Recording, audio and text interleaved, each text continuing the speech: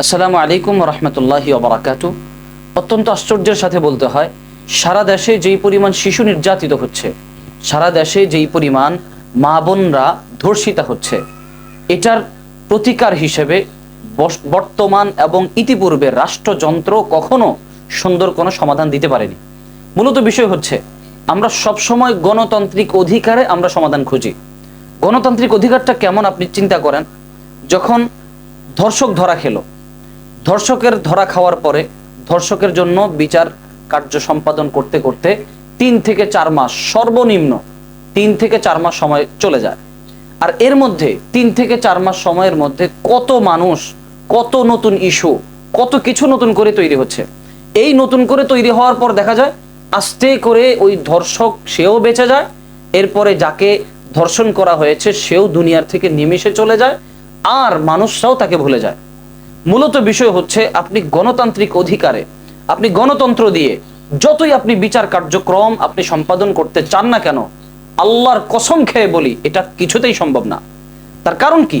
তার কারণ হচ্ছে, আপনি গণতান্ত্রিক অধিকারে আশ্চর্যের বিষয়, আপনি দেখেন গণতান্ত্রিক অধিকারে আপনি যখন একজন ধর্ষকের পক্ষে আইনজীবী থাকে, আপনি ভাবতে পারেন ধর্ষকের পক্ষে থাকে আইনজীবী, ধর্ষিতার পক্ষেও আইনজীবী থাকে, ধর্ষকের পক্ষেও আইনজীবী থাকে।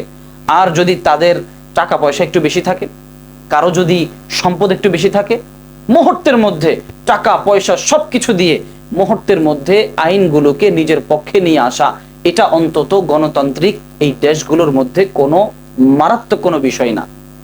মূলত যদি আমাদের ধর্ষণ বন্ধ করতে হয়, একমাত্র ইসলামী আইন ব্যবস্থায় যদি আমরা বিচার কার্য সম্পাদন না করি, তাহলে কিছুতেই এই বিপদ থেকে আমরা বাঁচতে পারবো না।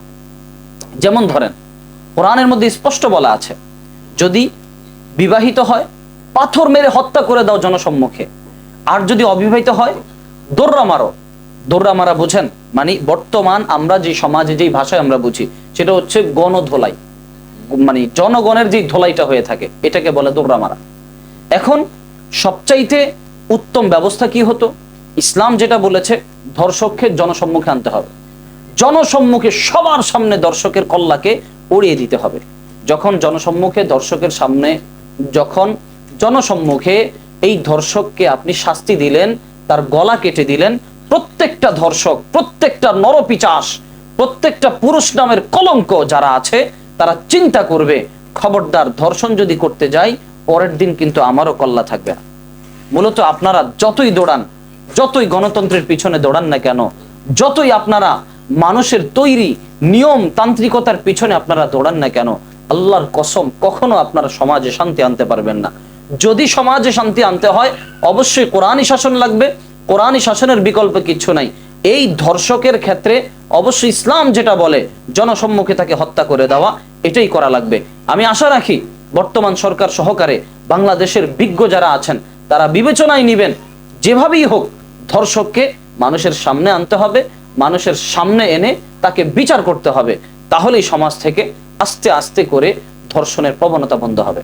আল্লাহ তাআলা আমাদের সবাইকে বোঝার তৌফিক দান করুন।